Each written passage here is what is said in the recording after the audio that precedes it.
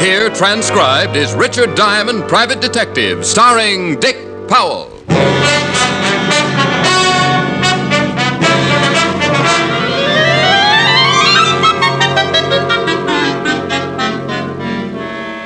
In my business, nearly every case I get mixed up in has some kind of an interesting angle.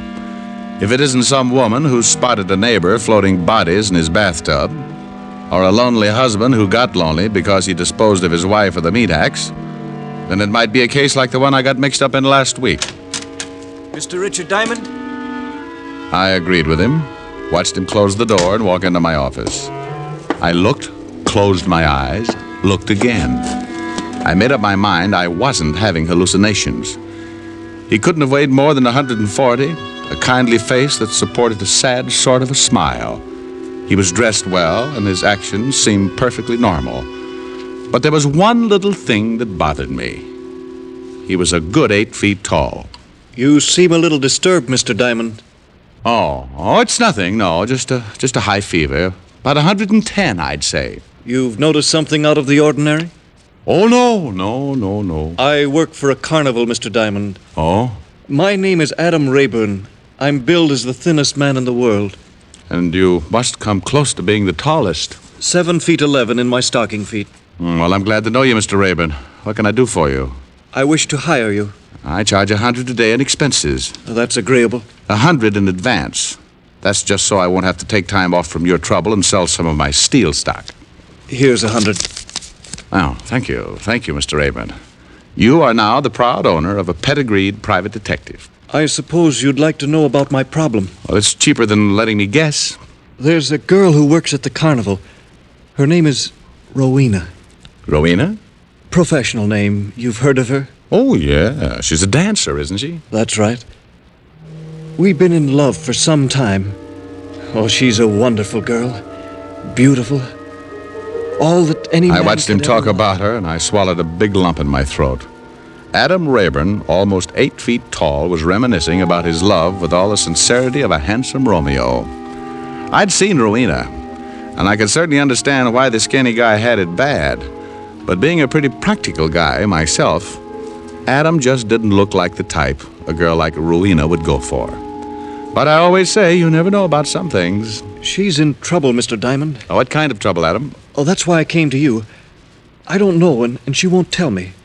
She won't let me help her. But it's obvious whatever trouble she's got in is more than she can handle. And you want me to find out what it is? Yes. Well, I'll do my best. Oh, thank you. It's very important to me.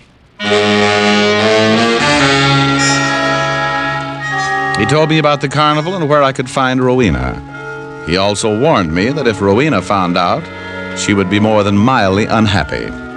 He thanked me again, shook my hand, and went out of the office. I closed up, went home, and napped until 6. Then I headed for the carnival. Hey, step right up on the inside. It is the most amazing spectacle ever to be witnessed in this hemisphere. Lungo the Gorilla Boy, captured It's in the the wild. High Boy, fast, safe, sensational ride. Step right up, ladies and gentlemen, ride the High Boy. Only a dime, fast, safe, sensational ride. Carnival, colorful, gaudy, fascinating if you're 5 or 50. You get initiated when you're a kid and you never forget it. The nostalgia of hot dogs and mustard, pleasant emotions kicked up when you smell the sawdust or see a little kid buy a stick full of cotton candy.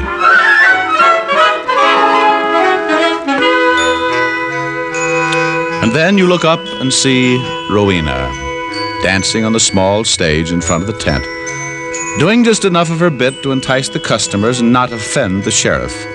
And suddenly you realize how fast you grew up. I purchased a ticket, making sure to flash all of the $100 retainer, and went inside. The tent filled in a hurry, the lights went down, and on came Rowena.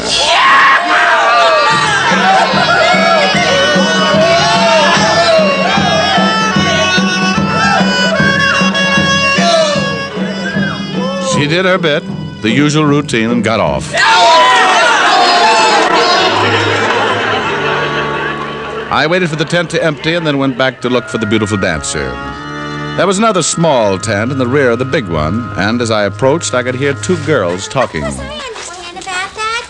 Sure, Rowena, sure, I'll keep it for you. Now, look, Dixie, I don't want anybody to know about it. Not anybody. He's giving you trouble, huh? Yes, he's been... What's the matter?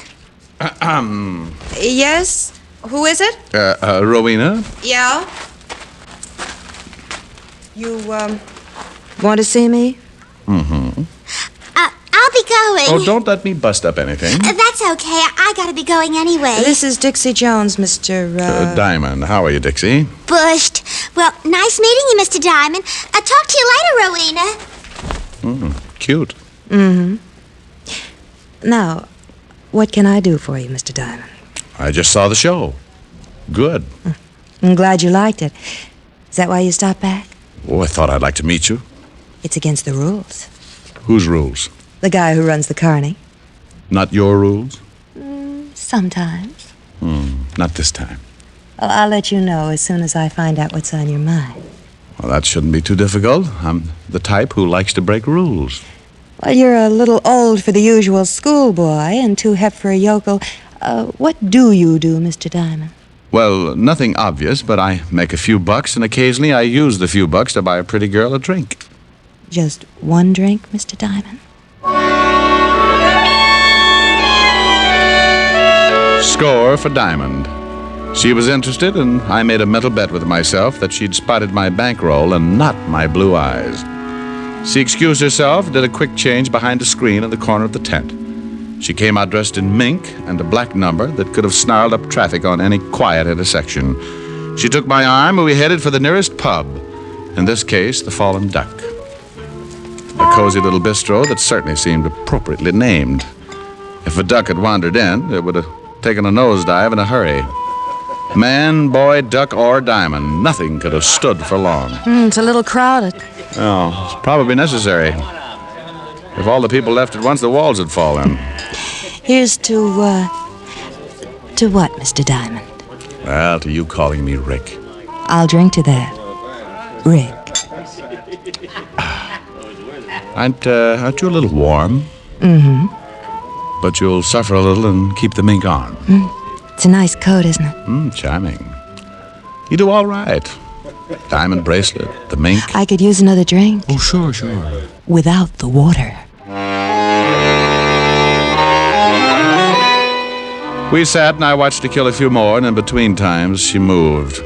The pitch was subtle and as practiced as a lion trainer with a kitten. She worked hard and I played along. It wasn't difficult. Rowena was quite a girl, and as far back as I can remember, I've liked girls, particularly the type you classify as quite a girl. About the time I was offering my fullest cooperation, we were interrupted.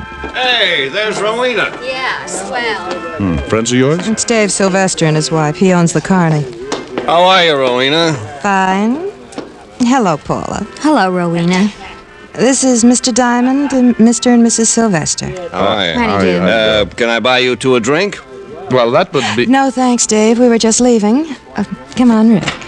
Well, nice meeting you. Nice meeting you, Mr. Diamond. Yeah. Sorry you gotta be going. Good night, Dave. Paula. Well, that answers that. Not friends. I've known Dave for a long time, way before I joined the carny. What makes you think we're not friends? Oh, just a casual observation. I got the idea when your hair stood straight up. You better take me home.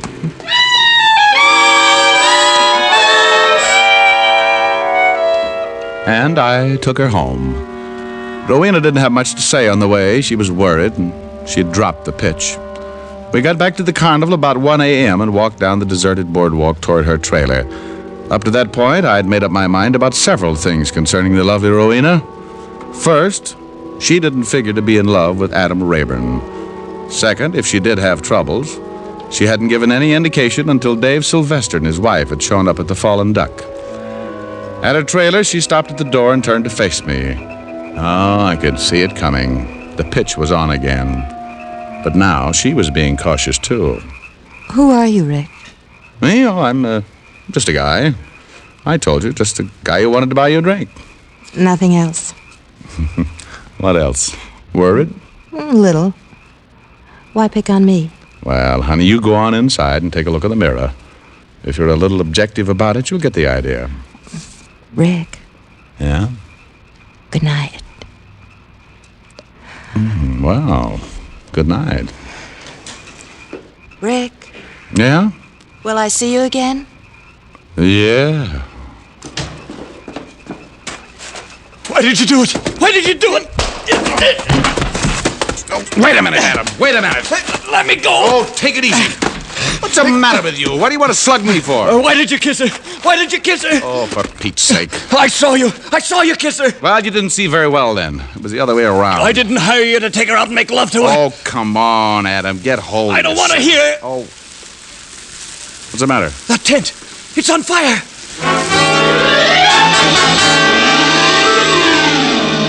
I turned and looked in the direction he was pointing his skinny arm. The small tent Rowena had used for a dressing room was on fire. Fire! Fire! Some others had already noticed it, and by the time we got there, the tent was completely engulfed in the roaring flames.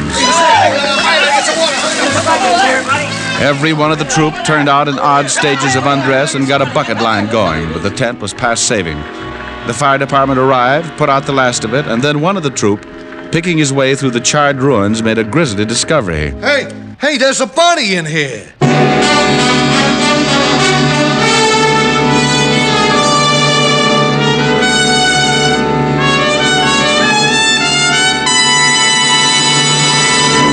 Before we continue with Richard Diamond, here are a few words about smoking enjoyment. You know, smoking is a day-in, day-out pleasure.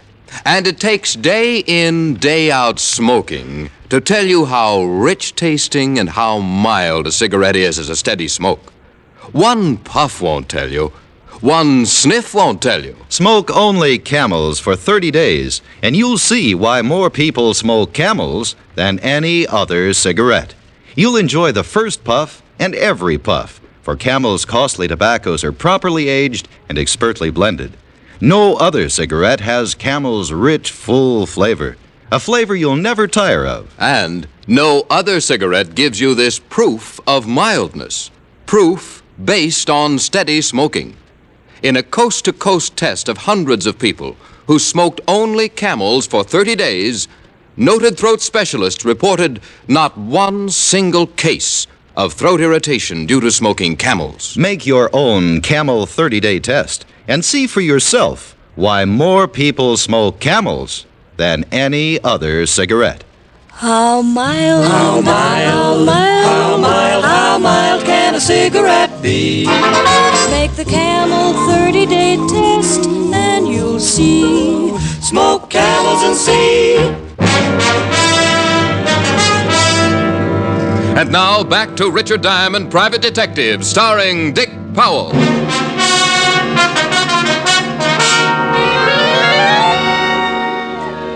1:30 in the morning, standing in the middle of what was left of a gutted sideshow tent, standing with the members of the Sylvester Carnival troupe, looking down at the burned body of a girl. A case with a simple beginning, and then a fire and a girl dying in the fire. The crowd spread out as the fire department moved in to look for a cause, and Dave Sylvester, the owner, identified the body. Dixie Jones. She slept in the tent. Poor little Dixie. Oh, hello, Mr. Diamond. Hello, Mr. Sylvester. It's a terrible thing. Yeah. Mr. Diamond? Beat it, Adam. I'll talk to you later. No sense in letting people know we're acquainted. All right. So all of a sudden I smelled smoke. See, I thought that I was dreaming or something. Rick, Oh, hello, Rowena. isn't it awful? Yeah, it's pretty bad. Poor Dixie. Rick, No? will you walk me back to my trailer? Sure. Cold? Yes. You act like you got a chill. You better take my coat. No, it's all right. I'll be all right. Well, good night, honey. Rick, Yeah? I don't feel much like sleeping. Why don't you come in for a while? What's the matter, dear? You act as if you're scared. Of you? Well, I don't know what it is, but you're scared of it. That's ridiculous. Good night, Rick. Psst. Mr. Diamond. Well, now, don't start swinging again, Adam. I didn't even hold her hand. I just left the fire. The fire department found out it wasn't an accident. What? I heard the chief say the fire was started deliberately. They called the police. Well, now the simple case with a fire and what looked like an accidental death had turned into murder. I asked Adam why anyone would want to kill Dixie, the chorus girl, but he couldn't even come up with a guess. I warned him again about keeping our relationship a secret and went out to the corner to wait for the police. In about 20 minutes, I spotted a prowl car with a familiar figure in the front seat. Rick, what are you doing here? Well, I stayed for the late show. It's a nice fire. Just got a 211 report. Some girl in the fire. Yeah. Name was Dixie Jones. Hey, Walt, look, nobody around here knows I'm a private cop. You want it kept that way? Yeah, for a while. Okay, climb on the running board. We'll drive down.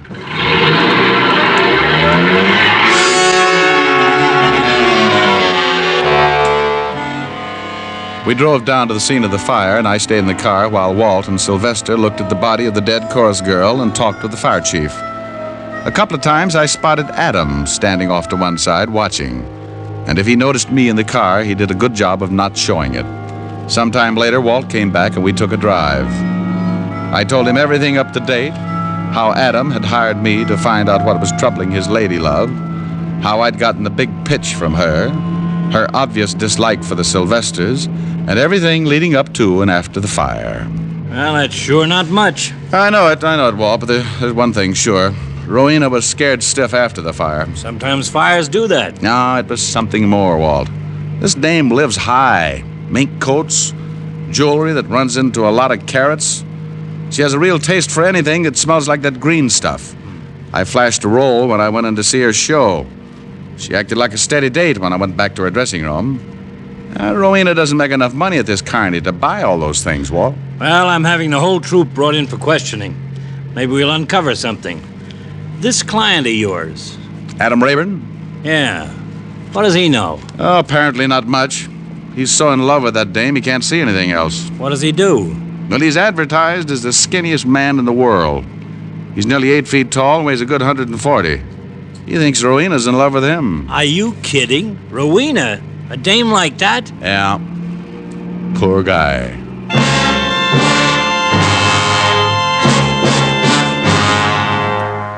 Walt dropped me off at my apartment and I got some sleep. The next morning, I went down to the precinct and listened through an open line as Walt interrogated the entire troop of the Sylvester Carnival. It took all morning and most of the afternoon. Rowena answered her share of questions, and her voice was shaky and cautious. Adam answered his, admitting his association with me only after Walt informed him the fact was known. The last two questioned were Dave and Paula Sylvester. I have no idea why anyone would want to start a fire. How about wanting to kill Dixie? I can't imagine. How about you, Mrs. Sylvester? No, Dixie was just a nice kid. Slept in the tent. I don't know why anyone would want to kill her. Mr. Sylvester, how long have you known Rowena? Just since she's been with the carny? About 5 years, I guess.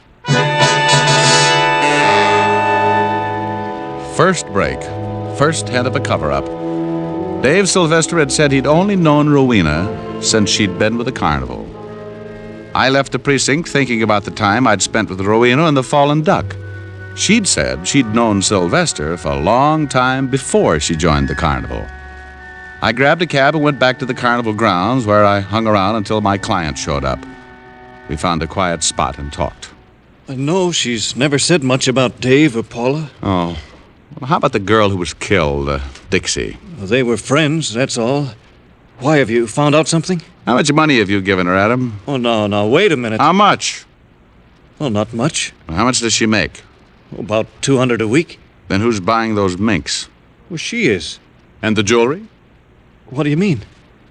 She told me she bought those things with money she'd saved. Out of $200 a week? Well, yes. And then why ask you for more? Because she needed it. I didn't ask her why.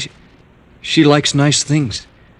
We're in love, Mr. Diamond. A man doesn't ask... Okay, Adam, okay. I lost myself for the rest of the afternoon in the newspaper files, looking up past history on David Sylvester, his wife, and Rowena. There was a story about David and Paula the day they got married, and enough about Rowena to give me a pretty fair background. She'd been in show business for a long time, from parents in the business. Never done much until she joined the carnival, and then her fame spread far and wide. There were some publicity pictures that certainly showed why she had become a headliner.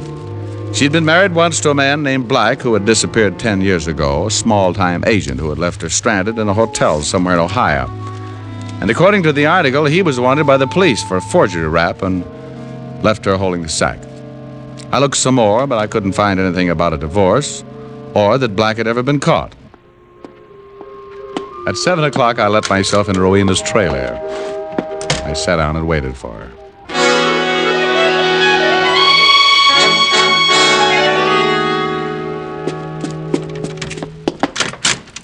Hello, Rowena. Rick. I'm glad to see you, Rick. Oh? Well, I'm a private cop, honey. Still glad? You're a... Private cop. Yeah. I don't understand. Well, I think I do. Whatever happened to your husband, Rowena? Oh, Rick... Whatever happened to him? Name was Black, left you stranded in Ohio with a forgery rap pinned on him. What happened to him? I don't know. He disappeared. How do you manage to buy minks and diamond bracelets? Rick, what is all this? Why How are you... come Sylvester hired you and shoved you right to the top when you didn't even have a reputation? I don't like this, Rick. I don't think it's I don't like it either. Now tell me about Dixie. Why was she killed? I don't know. Rick, you don't think It's the one thing I've got to tie up. Whoever set fire to that tent, did they think it was you in there? Don't be ridiculous. Well, see how ridiculous this sounds, honey. Dave Sylvester is your missing husband. No. He's paying you to keep your mouth shut. Get out of here. You don't care who you pick on, do you? If you can't blackmail a guy, you work him, like Adam Rayburn. Poor guy thinks you're in love with him. Get out! Get out! How much did you get? A couple of lousy dollars? Anything for a buck, huh? If you don't get out of here, I'll have you thrown out. I want to know why Dixie was killed. And, baby, you're going to tell me. Rick, please. Oh, it won't work, honey. Now, what was the connection? Please. Baby, if you know why she was killed, that makes you an accessory before the fact. I'm not very happy about you, honey, and I'd be more than willing to do my bit to see you get a few years. Rick. Now, you better tell me all about it. Be a lot easier. All right. Dave Sylvester is my husband. His real name is Martin Black.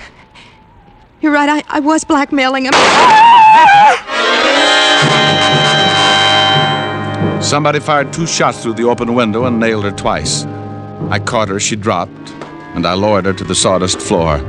I kept my arm around her because she couldn't do much more than look up and smile, a tired smile. Thanks. Thanks for the lift. Honey. It's all right. Dixie was keeping the marriage license for me, so Dave wouldn't find it. I guess he did anyway. He must have killed her and set fire to the tent. I'll get a doctor. No, I gotta say something, Rick. No excuses. I took Adam. I took everybody. Mixed up. Was going to take you, and something happened, I guess. Maybe I thought you might be the boy on the white horse. Baby, look. Telling the truth, Rick. A lady wouldn't lie at a time like this. No, I guess she wouldn't. I put a pillow under her head and went out. The carnival had suddenly turned into a bad dream, a lot of noise and confusion. There was a killer loose, and I wanted to get him. Look out, Diamond! It was Adam Rayburn again, standing near a tent. David Sylvester had been waiting for me to come out. Sylvester jumped as Adam yelled and turned his gun on Adam. He caught Adam with the first one, and the big, thin guy toppled like an anemic sapling. I got my gun out, but Sylvester had disappeared in the darkness. Go get him! I'm all right! I circled the tent and spotted Sylvester running up the main drag. He turned and tried a quick shot. People started running when they got the idea, and I kept low, trying to stay in the clear. The place emptied faster than a ballpark in a thunderstorm, and Sylvester was caught on the empty walk. He turned for another shot, but I beat him to it. The slug knocked him sideways, and he staggered into a building, and I went in after him. It turned into the weirdest chase I'd ever gotten mixed up in. I found myself looking at a dozen Richard Diamonds and an equal number of Dave Sylvesters. I was faced by a room full of mirrors, and to top it off, a recorded laugh was playing over and over. A gimmick to show the public how much fun they could have inside. Oh, some fun. The dozen Sylvesters had all turned and taken a shot at the dozen diamonds, and the dozen diamonds suddenly became one less. It was a process of elimination. Sooner or later, one of us would stop hitting mirrors and get the real thing. I picked one of the Sylvesters, and we both went to work.